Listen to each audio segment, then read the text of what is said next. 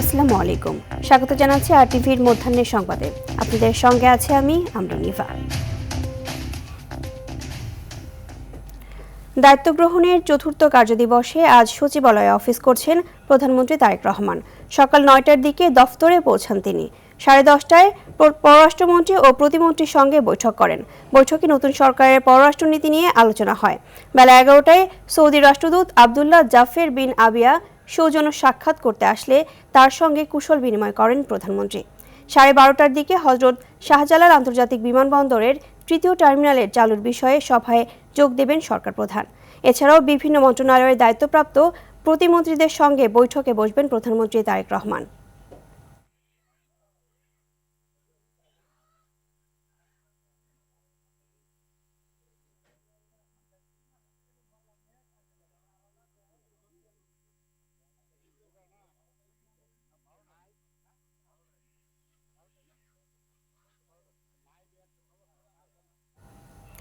সচিবালয়ে আছেন সহকর্মী বিল্লাল হোসেন।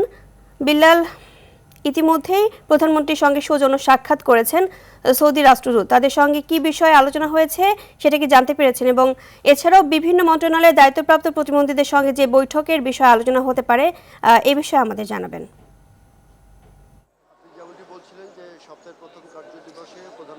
আসলে আপনাকে আমি জানিয়ে রাখি যে প্রধানমন্ত্রী কিন্তু সকাল 9:30টায় কিন্তু সচিবালয়ে প্রবেশ করে শুরুতে কিন্তু তিনি পররাষ্ট্রমন্ত্রী এবং পররাষ্ট্র প্রতিমন্ত্রীর সাথে একটি বৈঠক করেছেন। সেই বৈঠকে আসলে এই বিএনপি সরকারের যে কূটনৈতিক যে নীতিটা আসলে কেমন হবে সামনের দিনে। আমরা জানি যে পট পরিবর্তনের পরে যে বিভিন্ন দেশের সাথে একটি বাংলাদেশের যে একটি বৈধ সম্পর্ক, সেই সম্পর্ক উন্নয়নে আসলে কী ধরনের পদক্ষেপ নেবে, বিশেষ করে ভারত সহ অন্যান্য দেশের সাথে সেই সম্পর্ক করলে আসলে মূল কথা হচ্ছে যে এই নতুন সরকারের যে কূটনৈতিক পলিসিটা কেমন হবে সেই বিষয়টি নিয়ে কিন্তু আসলে পররাষ্ট্রমন্ত্রীর সাথে কিন্তু বৈঠক হয়েছে। কিছুক্ষণ আগে কিন্তু পররাষ্ট্রমন্ত্রী ডক্টর খলিলুর রহমান কিন্তু এখান থেকে বের হয়ে গেছেন। তিনি আসলে আনুষ্ঠানিকভাবে গণমাধ্যমের সাথে তেমন কোনো কথা বলেননি। হয়তো পরবর্তীতে তার যে প্রধানমন্ত্রী যে প্রেস সচিব তিনি হয়তো আমাদেরকে আনুষ্ঠানিকভাবে জানাবেন। পরবর্তী কিন্তু সৌদি রাষ্ট্রদূতের সাথে কিন্তু একটি বৈঠক হয়েছে বেলা 11টা নাগাদ। এই বৈঠকটি প্রায় আধা ঘন্টাব্যাপী বৈঠকে যে জিনিসটা আসলে আলোচনা হয়েছে, আমরা বিশ্বস্ত সূত্রে যেটি জানতে পেরেছি যে আমরা জানি যে বাংলাদেশের সবচেয়ে বেশি শ্রমবাজার সৌদি আরবের সাথে বাংলাদেশের যেই দ্বিপাক্ষিক যে সম্পর্ক সেটা আরও কীভাবে উন্নত করা যায়, পাশাপাশি দুই দেশের যেই শ্রমিক যেই আদান প্রদানের মাধ্যমে আসলে কীভাবে সম্পর্ক উন্নয়নের সেই বিষয়টি সবচেয়ে গুরুত্ব সহকারে কিন্তু আলোচনা করা হয়েছে। বিশেষ করে শ্রমবাজার কীভাবে আরও বাংলাদেশ থেকে কর্মী কীভাবে নেওয়া যায়, সেটা আসলে কত সহজলভ্য হয় সেই বিষয়গুলো আলোচনা হয়েছে। পাশাপাশি আপনাদেরকে বলে রাখি আজকে যেই সবচেয়ে গুরুত্বপূর্ণ যে একটি সভা হবে সেটা হচ্ছে হজরত শাহজালাল আন্তর্জাতিক বিমানবন্দরের তৃতীয় টার্মিনালে। আমরা দেখেছি কিছুক্ষণ আগে তৃতীয় টার্মিনালের যে বৈঠকে অংশগ্রহণ করার জন্য কিন্তু বিমানমন্ত্রী, বিমান প্রতিমন্ত্রী সহ সংশ্লিষ্টরা কিন্তু বিমানের যেই চেয়ারম্যান রয়েছেন তারাও কিন্তু কিছুক্ষণ আগে কিন্তু সচিবালয়ে কিন্তু প্রবেশ করেছেন। যে প্রধানমন্ত্রীর যে দপ্তর সেই দপ্তরে সেই বৈঠক আসলে যে বিষয়টা হবে যে বিমানবন্দরের যে লাগেজ হ্যান্ডেলিং যে ব্যবস্থা সেটি কি বাংলাদেশের নিয়ন্ত্রণে থাকবে নাকি কোনো বিদেশি সংস্থাকে দেওয়া হবে। পাশাপাশি আমরা জানি যে প্রধানমন্ত্রী বিগত আওয়ামী লীগ সরকারের আমলে সেটি উদ্বোধন করা হলে এখন পর্যন্ত তৃতীয় টার্মিনাল কিন্তু ব্যবহার করা যায়নি। সেটি আসলে কীভাবে ব্যবহার করা যায় সেই পাশাপাশি আমরা এখানে কিছু অনিয়মের কথাও শুনেছি। সেই বিষয়গুলো আসলে প্রধানমন্ত্রী দিক নির্দেশনা দিবেন যে কোন কোন খাতে সেই বিমানবন্দরের কেনাকাটা থেকে শুরু করে সেই অনিয়মগুলো হয়েছে সেই বিষয়গুলো। আরেকটি মিটিং হতে পারে সেই মন্ত্রিসভার সদস্যদের কিন্তু একটি মিটিং বিকাল 12:30টার আগে আরেকটি মিটিংয়ের কথা আমরা সেটি শুনেছি। যদি সেটি নিশ্চিত না, সেটি হচ্ছে যে আমরা জানি যে ঈদের আগে যে ফ্যামিলি যে কার্ডের বিতরণের বিষয়টি সেটি হয়তো আলোচনায় উঠে আসতে পারে। তো বলা যায় যে এখন পর্যন্ত এই ছিল সচিবালয় থেকে আমার কাছে সর্বশেষ। পরবর্তীতে মিটিংয়ের পরে যদি আনুষ্ঠানিকভাবে সেটি জানায় তাকে আমরা পরবর্তী সংবাদে আপনার মাধ্যমে দর্শকদেরকে আমরা সেটি জানিয়ে দিতে পারবো। বিল্লাল, ধন্যবাদ আপনাকে। জুলাই আন্দোলনকারী কারফিউ জারি এবং ব্যবসায়ীদের নিয়ে গণভবনে বৈঠক করে হত্যাকাণ্ডের উস্কানি ও সহায়তা সহ 5 অভিযোগে সাবেক আইনমন্ত্রী আনিসুল হক ও শেখ হাসিনার উপদেষ্টা সালমান এফ রহমানের বিরুদ্ধে মামলায় প্রথম সাক্ষ্য গ্রহণ আজ। বিচারপতি গোলাম মর্তুজা মজুমদার নেতৃত্বাধীন আন্তর্জাতিক অপরাধ ট্রাইব্যুনাল 1 হবে এই বিচারিক কার্যক্রম। এছাড়াও এই ট্রাইব্যুনালে আরও 2টি মামলার বিচার কাজ রয়েছে। অন্যদিকে ট্রাইব্যুনাল 2 জুলাই আন্দোলনে কুষ্টিয়ায় 6 জনকে হত্যাসহ 8 অভিযোগে জাসদ সভাপতি হাসানুল হক ইনুর মামলায় সাফাই সাক্ষ্য গ্রহণ শুরু আজ। একই ট্রাইব্যুনালের কুষ্টিয়ায় 6 জনকে হত্যাসহ 3 অভিযোগে আওয়ামী লীগ নেতা মাহবুবুল আলম হানিফ সহ 4 জনের বিরুদ্ধেও সাক্ষ্য নেওয়ার কথা রয়েছে। এছাড়াও যাত্রাবাড়িতে শিক্ষার্থী তাইম হত্যা মামলায় আনুষ্ঠানিক অভিযোগ গঠন করে বিচার শুরুর আদেশ দিয়েছে ট্রাইব্যুনাল 2। সূচনা বক্তব্য ও সাক্ষ্য গ্রহণ শুরু 29 মার্চ।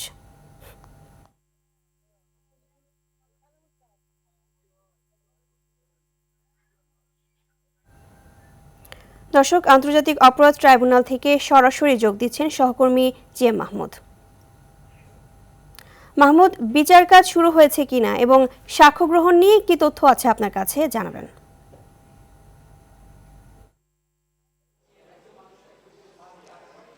ইভা আন্তর্জাতিক অপরাধ ট্রাইব্যুনালে আজ মোট 6টি মামলা কিন্তু রয়েছে। এর মধ্যে ট্রাইব্যুনাল 1-এ 3টি এবং ট্রাইব্যুনাল 2-এ 3টি মামলা রয়েছে আজ। তো এর মধ্যে ট্রাইব্যুনাল 2-এর বিচার কাজ ইতিমধ্যে শুরু হয়েছে। এই ট্রাইব্যুনালে জুলাই আন্দোলনে রাজধানীর যাত্রাবাড়িতে পুলিশ কর্মকর্তার ছেলে ইমাম হাসান তাইম হত্যা মামলার আনুষ্ঠানিক অভিযোগ গঠন করে বিচার শুরু আদেশ দিয়েছে ট্রাইব্যুনাল এবং এ মামলায় সূচনা বক্তব্য উপস্থাপন এবং সাক্ষ্য গ্রহণ শুরু হবে আগামী 29 মার্চ। এছাড়াও কিন্তু এই মামলায় আরও দুটো বিচার কাজ রয়েছে। এর মধ্যে হাসানুল হক ইনুর বিরুদ্ধে আজ সাফাই সাক্ষ্য গ্রহণ শুরু হবে। আমরা যতটুকু তথ্য পেয়েছি কিছুক্ষণের মধ্যেই হয়তো এই মামলার সাফাই সাক্ষ্য গ্রহণ শুরু হবে। এরপরে হানিফ আওয়ামী লীগ নেতা তার বিরুদ্ধেও সাক্ষ্য গ্রহণ শুরু হবে। এটি হচ্ছে ট্রাইব্যুনাল 2-এর ঘটনা। ট্রাইব্যুনাল 1-এ আজ 3টি মামলা রয়েছে। এর মধ্যে আনিসুল হক এবং সালমানিফ রহমান তাদের বিরুদ্ধে আজ মানবতা বিরোধী অপরাধ মামলার প্রথম সাক্ষ্য গ্রহণ হবে। আমরা যতটুকু তথ্য পেয়েছি এখনও শুরু হয়নি, তবে এজলাসে তাদেরকে তোলানো হয়েছে, অর্থাৎ সালমানিফ রহমান এবং আনিসুল হকের উপস্থিতিতেই কিন্তু তাদের যে বিরুদ্ধে যে সাক্ষ্য গ্রহণ সেটি শুরু হবে। আমরা হয়তো পরবর্তী সংবাদে এই বিষয়ে আরও বিস্তারিত তথ্য দিতে পারবো। এছাড়াও আরও 2টি মামলার বিচার কাজ কিন্তু এই ট্রাইব্যুনালে রয়েছে এবং সকালে এসব মামলায় মোট 8 জনকে, যেখানে সালমানিফ রহমান, আনিসুল হক, হাসানুল হক ইনু সহ মোট 8 জনকে ট্রাইব্যুনালে করা হয়েছে এবং হয়তো পরবর্তী সংবাদ এগুলো নিয়ে আপনাকে আরো বিস্তারিত তথ্য জানাতে পারবো। তো আপাতত আন্তর্জাতিক অপরাধ ট্রাইব্যুনাল থেকে ইভা, এই ছিল আমার কাছে সর্বশেষ তথ্য। মাহমুদ, ধন্যবাদ আপনাকে। রমজানের 4 দিনেও নাগালে আসেনি নিত্য পণ্যের দাম। সাধারণ মানুষের ক্রয় ক্ষমতার বাইরে যাওয়ায় দামের বিষয়কে বিক্রেতারা বলছেন সরবরাহের অভাব। এদিকে ক্রেতারা অভিযোগ করছেন বাজার মনিটরিং না হওয়াকে। দেশের বিভিন্ন জেলার পাইকারি বাজার ঘুরে পণ্যের স্বাভাবিক সরবরাহ এবং বিক্রি না হওয়া পণ্যের পচন চোখে পড়লেও খুচরা বাজারে বিক্রেতারা হাঁকাচ্ছেন ইচ্ছে মতো দাম, এমনটাই মনে করছেন ক্রেতারা।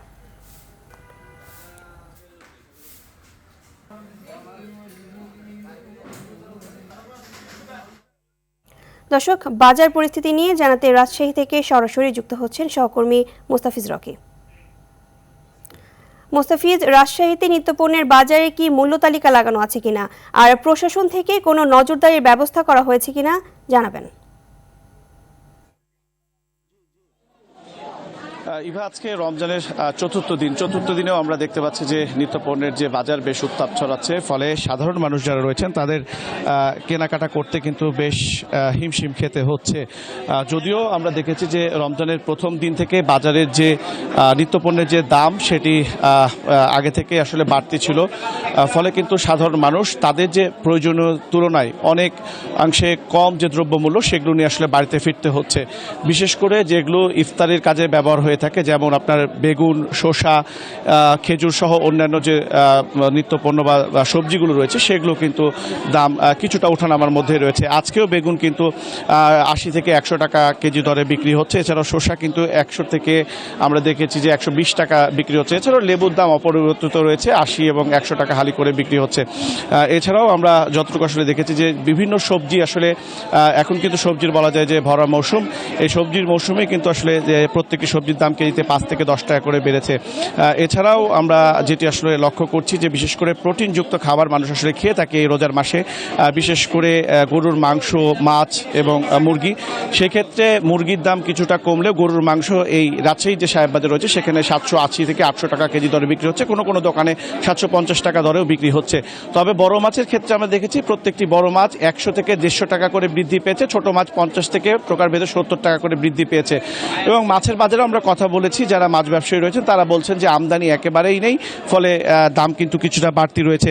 এছাড়াও পাশাপাশি আমরা ডালের এবং চালের বাজারে ঘুরে আসছি, সেখানেও কিন্তু দেখেছি যে কিছু ক্ষেত্রে ডালের দাম 5 থেকে 10 টাকা কমেছে, আবার চালের দামও 2 থেকে 3 টাকা করে বৃদ্ধি পেয়েছে। সব মিলিয়ে তারা যারা ক্রেতা রয়েছেন তারা বলছেন যে এই মুহূর্তে যদি আসলে বাজার মনিটরিং না করা হয় তাহলে কিন্তু তাদেরকে আসলে অনেকটাই যে দুর্ভোগ সেটি পোহাতে হবে। তো এই ছিল আমার কাছে সর্বশেষ।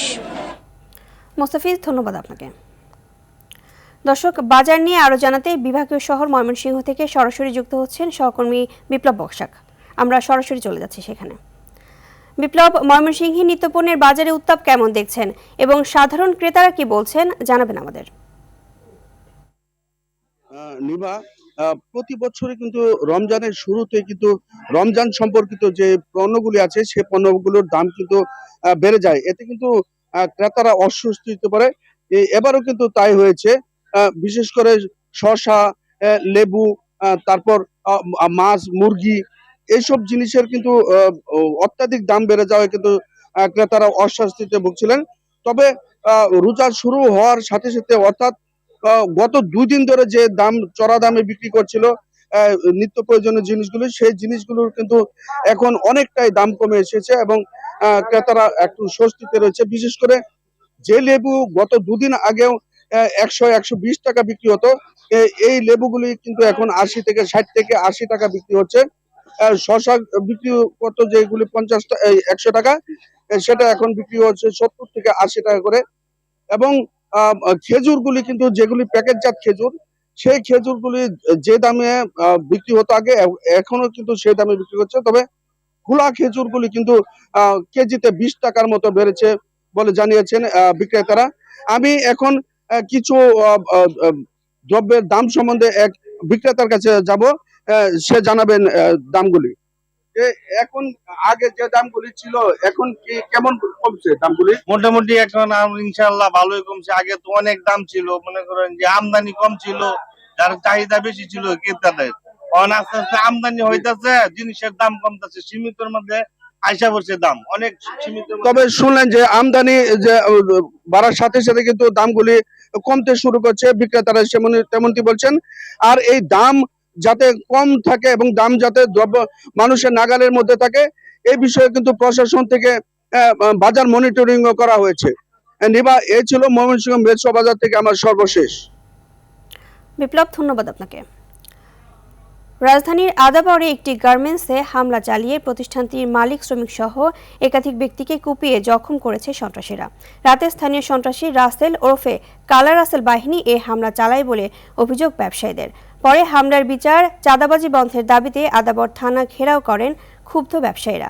এ সময় ভুক্তভোগীরা জানান, দীর্ঘদিন ধরে এমব্রয়ডারি কারখানাগুলোতে থেকে নিয়মিত চাঁদা তুলছে চিহ্নিত সন্ত্রাসীরা।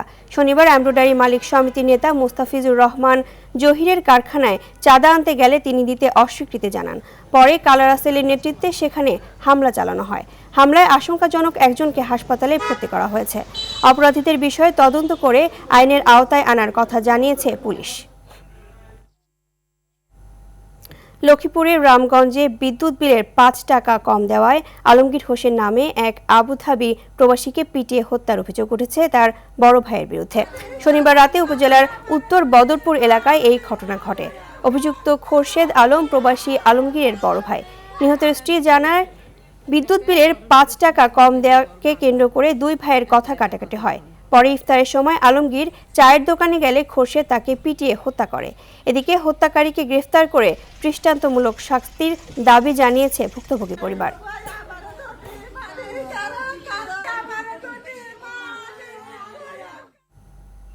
দর্শক, মধ্যাহ্নের সংবাদ এ পর্যন্তই। দুপুরের সংবাদ 1:45টায় দেখার আমন্ত্রণ রইল। ধন্যবাদ সবাইকে।